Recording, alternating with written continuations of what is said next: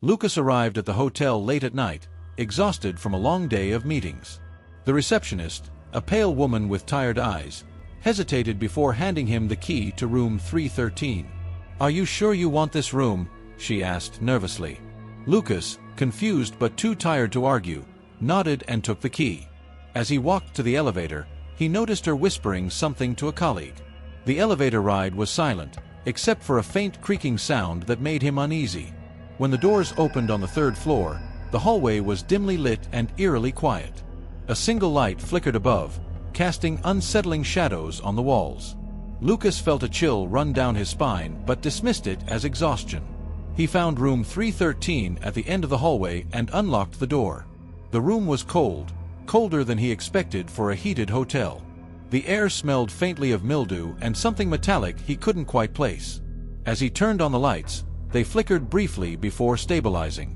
The walls were scratched in several places, as though someone had clawed at them in desperation. Lucas frowned but decided not to overthink it.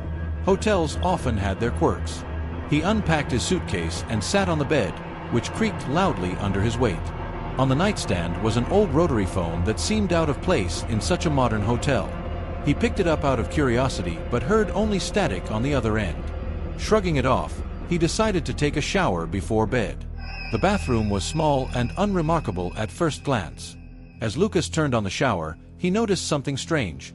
The mirror was already fogged up despite no steam in the room yet. Wiping it with his hand, he froze when he saw faint words etched into the glass. "Get out." His heart raced as he stepped back from the mirror, trying to rationalize what he had seen. Maybe it was an old prank by previous guests? He shook his head and tried to calm himself down. After finishing his shower quickly, he returned to the bedroom, feeling uneasy but determined to sleep. At around 2 a.m., Lucas woke up abruptly to a loud thud coming from above him. He sat up in bed, heart pounding, and listened carefully. Another thud followed, this time louder and closer. It sounded like heavy footsteps pacing back and forth across the ceiling. Confused, Lucas remembered that there wasn't a fourth floor above him, just the roof of the building. He grabbed his phone to call reception but realized there was no signal in his room. At around 2 a.m., Lucas woke up abruptly to a loud thud coming from above him. He sat up in bed, heart pounding, and listened carefully. Another thud followed, this time louder and closer. It sounded like heavy footsteps pacing back and forth across the ceiling.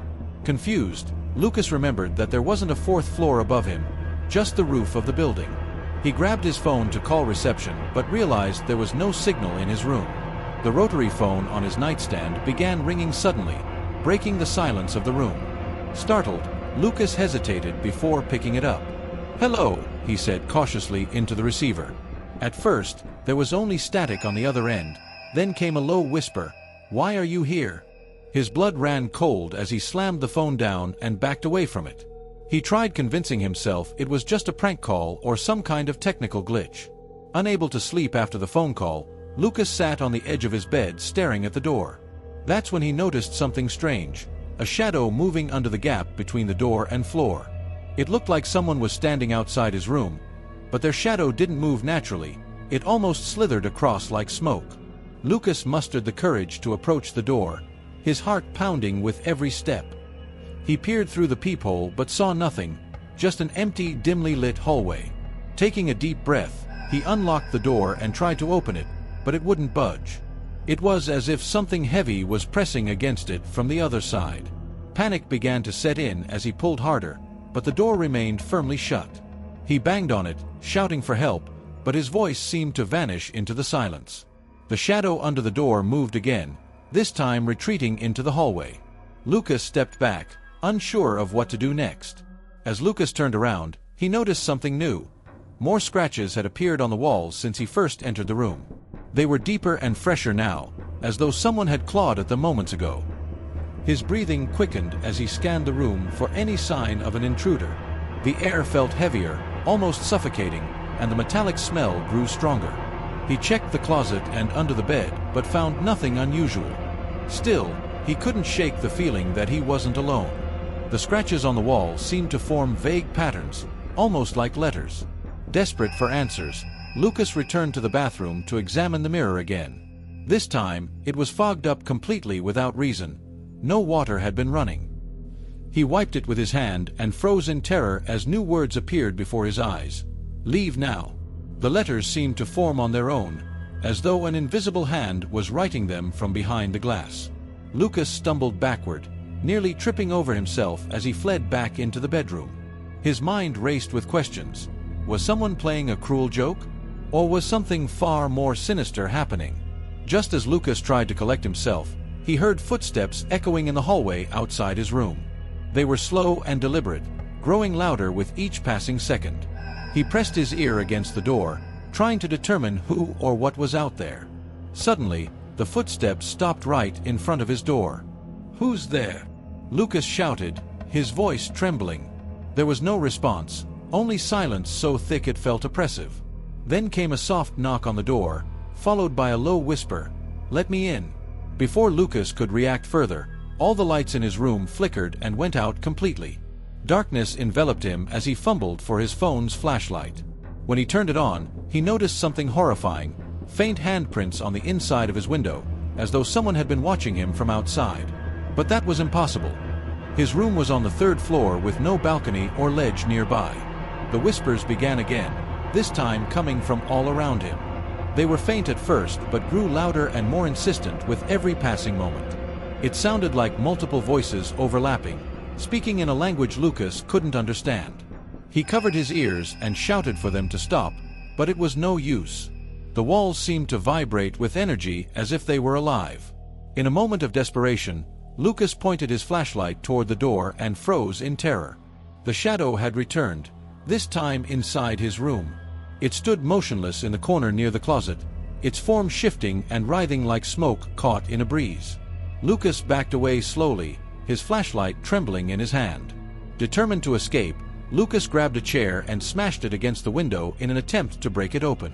But no matter how hard he hit it, the glass wouldn't crack or even scratch. It was as if some unseen force was keeping him trapped inside. Suddenly, the shadow began moving toward him, its shape growing larger and more menacing with each step. As Lucas backed into a corner, clutching his flashlight like a weapon, he heard a voice, deep and guttural, echo through the room, "You were warned."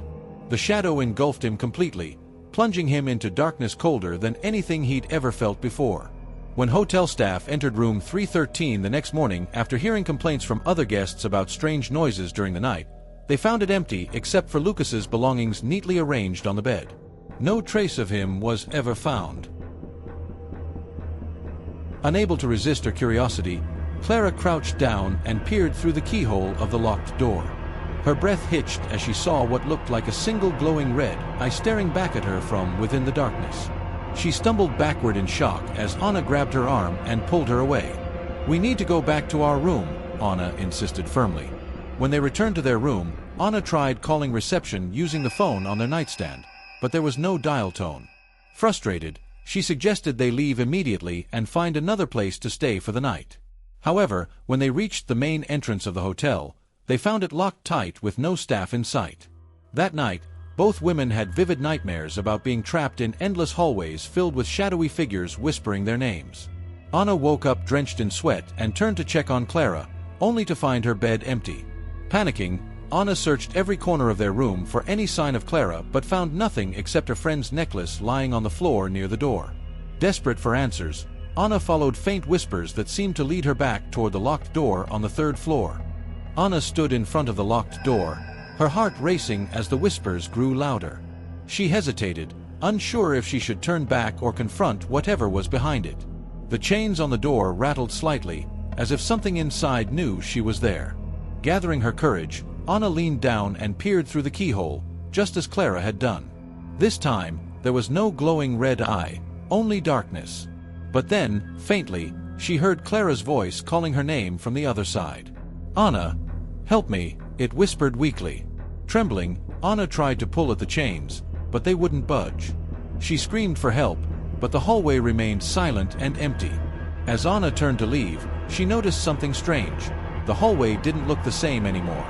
The wallpaper was torn and stained with dark streaks that hadn't been there before. The lights flickered erratically, casting long shadows that seemed to move on their own.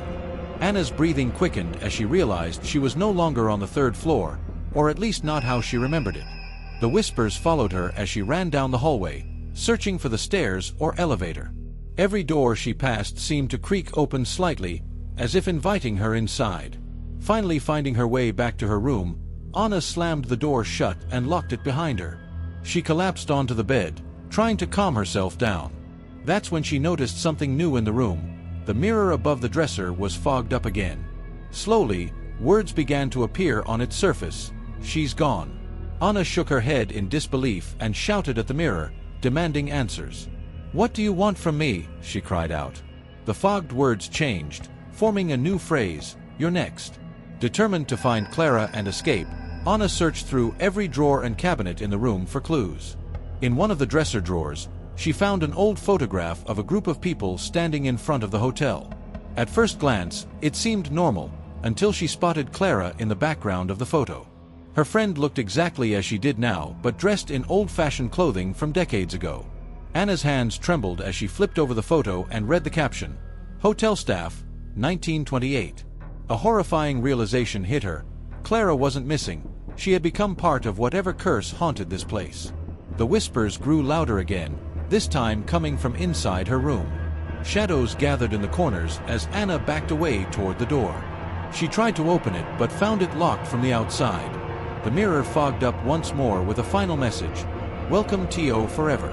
Before Anna could scream, cold hands grabbed her shoulders and pulled her into darkness. The next morning, new guests arrived at the hotel and were greeted by two new staff members, Anna and Clara, their faces pale and their eyes vacant. Joao checked into a luxurious business hotel for a conference in the city. The lobby was grand, with marble floors and chandeliers, and everything seemed perfect at first glance. After a long day of meetings, he was eager to relax in his room on the 8th floor. The receptionist handed him his keycard with a polite smile, and he headed toward the elevator. As he stepped inside, he noticed how quiet it was. No music, no chatter from other guests. He pressed the button for the 8th floor and leaned back, feeling the weight of exhaustion. The elevator began its smooth ascent, but something felt off. The air inside seemed colder than it should have been. Joao dismissed it as his imagination and closed his eyes for a moment.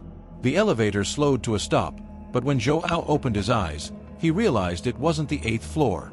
The display above the doors showed 9, but there was no 9th floor listed on the elevator panel or in the hotel directory.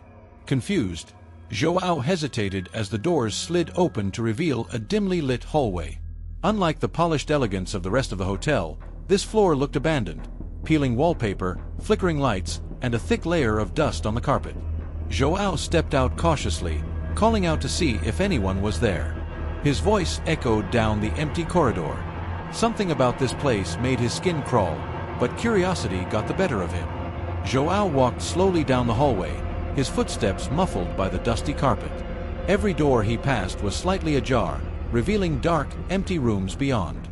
He felt an inexplicable chill as if someone, or something, was watching him. The further he went, the more distorted everything seemed. The walls appeared to shift subtly, almost breathing in and out like living things. Joao tried to convince himself it was just fatigue playing tricks on his mind. He decided to turn back to the elevator and return to his room. When Joao reached where he thought the elevator should be, he froze in disbelief. The elevator doors were gone, replaced by a blank wall with no sign they had ever existed. Panic began to set in as he ran his hands over the wall, searching for any seam or button that might bring them back.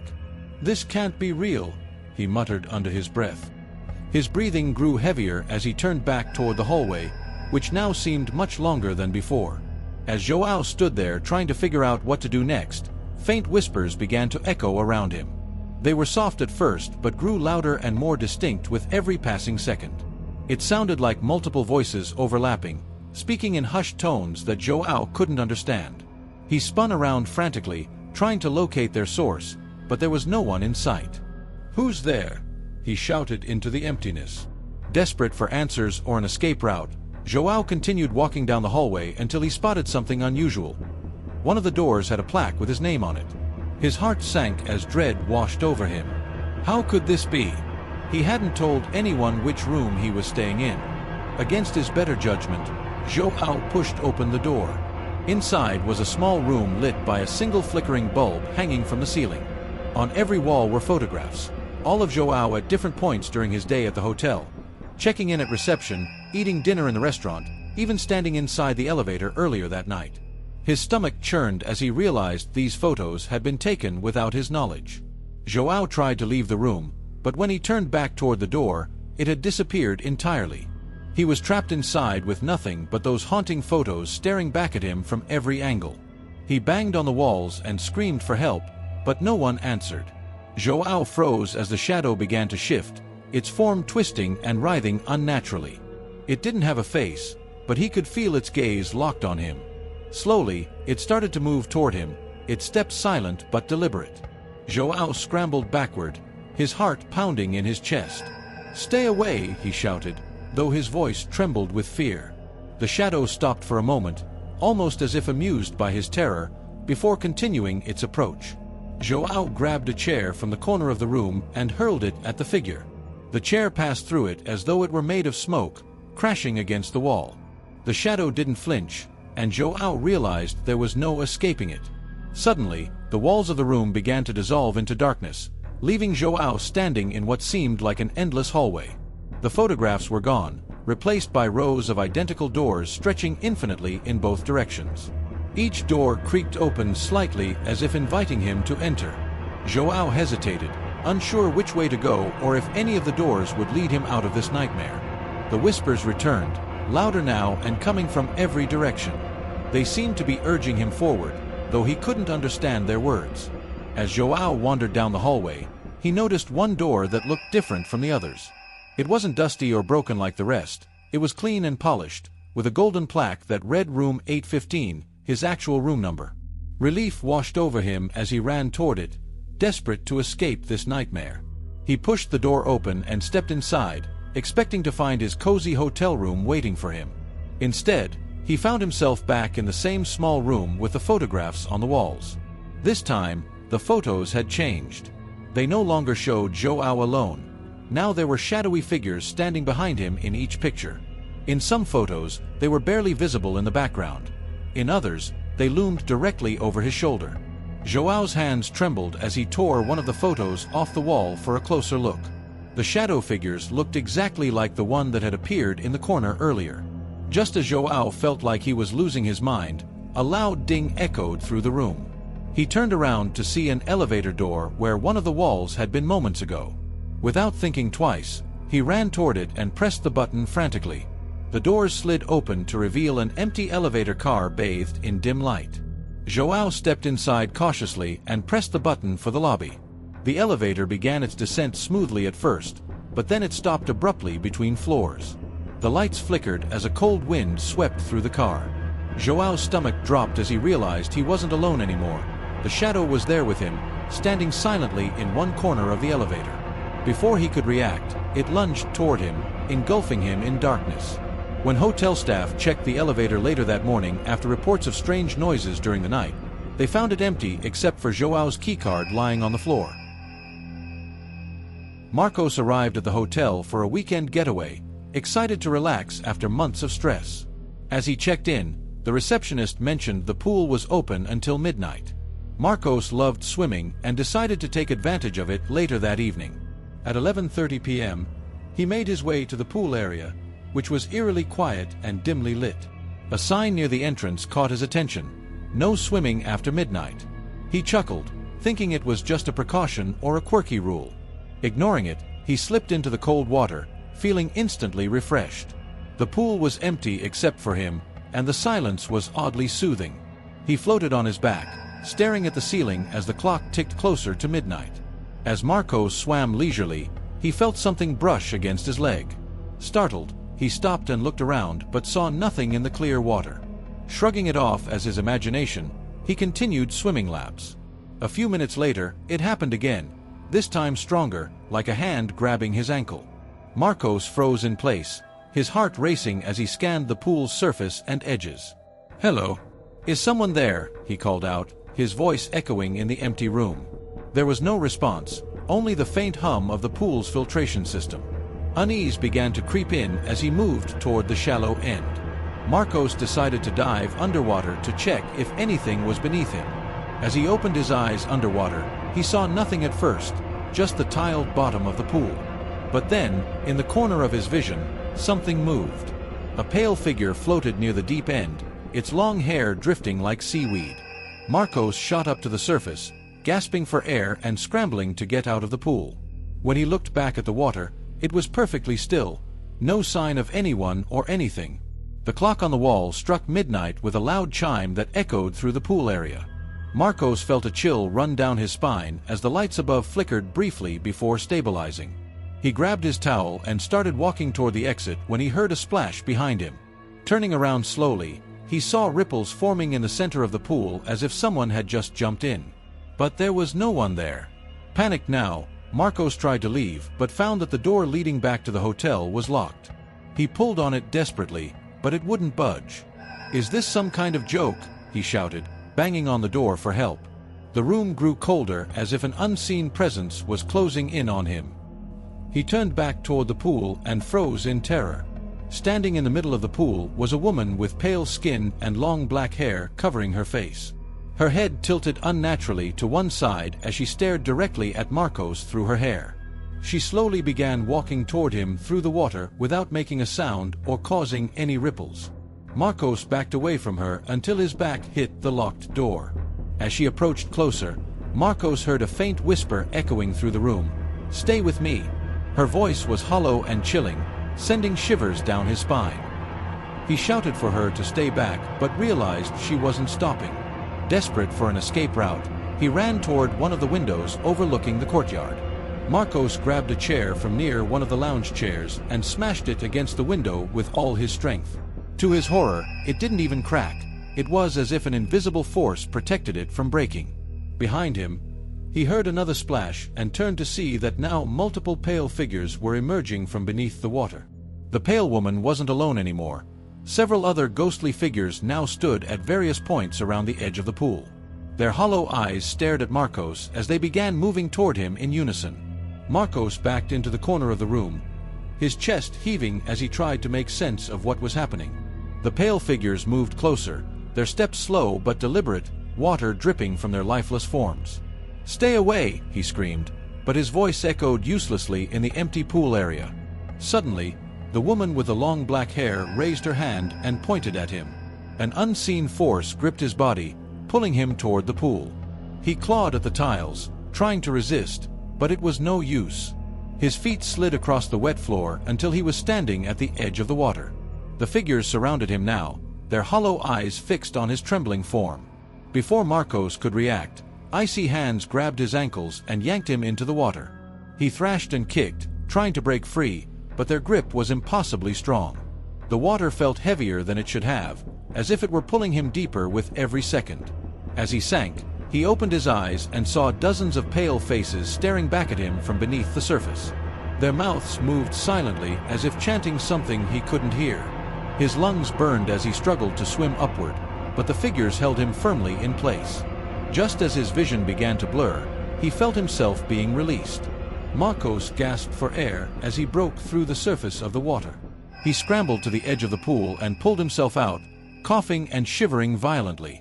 When he looked back at the water, it was calm again. No ripples, no figures, nothing. For a moment, he thought it might have all been a hallucination brought on by exhaustion or fear. But then he noticed something chilling, wet footprints leading away from the pool and disappearing into the shadows of the room. As Marcos sat on the floor trying to catch his breath, faint voices began echoing around him. They were soft at first, like whispers carried by a breeze, but they grew louder and more insistent with each passing second. "Join us," they said in unison, their tone both pleading and commanding. Marcos covered his ears and screamed for them to stop, but it was no use. The lights above flickered violently before going out completely. In the pitch-black darkness of the pool area, Marcos felt an overwhelming sense of dread wash over him. He fumbled for his phone to use its flashlight, but dropped it into the water in his panic. Suddenly, a single light flickered on above the deep end of the pool. Standing beneath it was the pale woman with black hair, her head tilted unnaturally as she stared at him. This time she spoke clearly. "You broke the rule."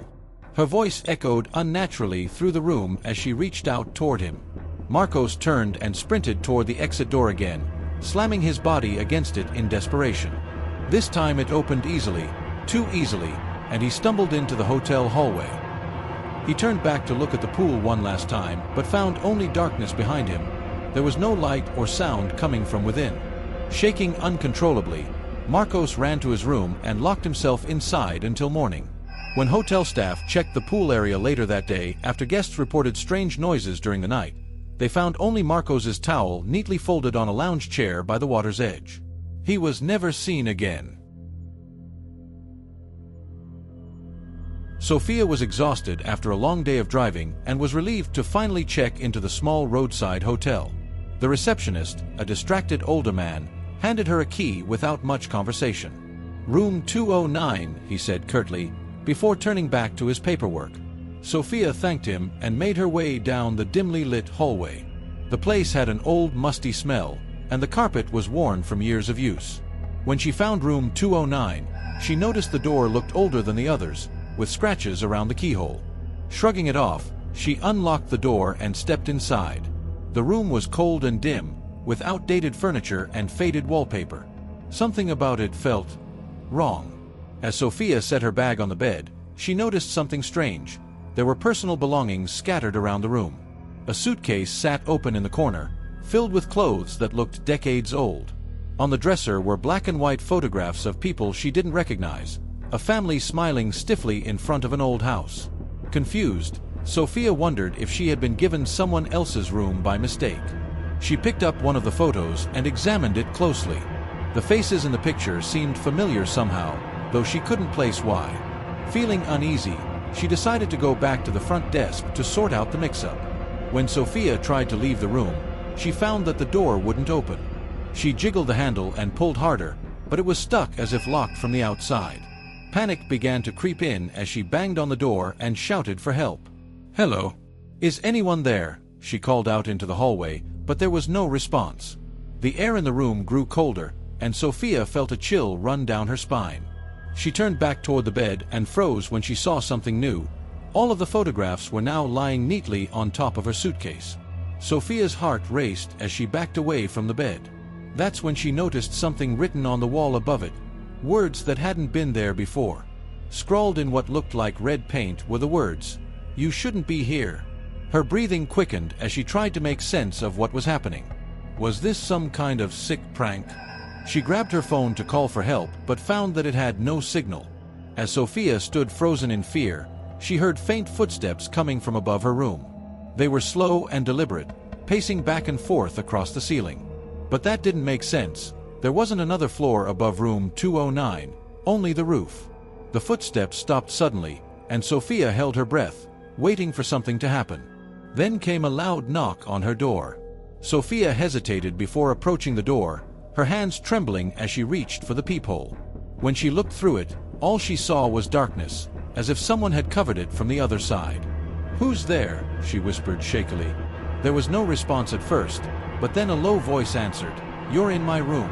Sophia stumbled backward in terror as another knock echoed through the room.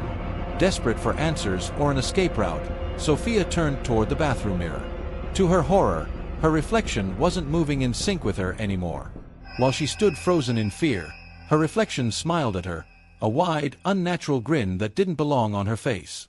Sophia stumbled out of the bathroom, her heart pounding as she tried to make sense of what she had just seen.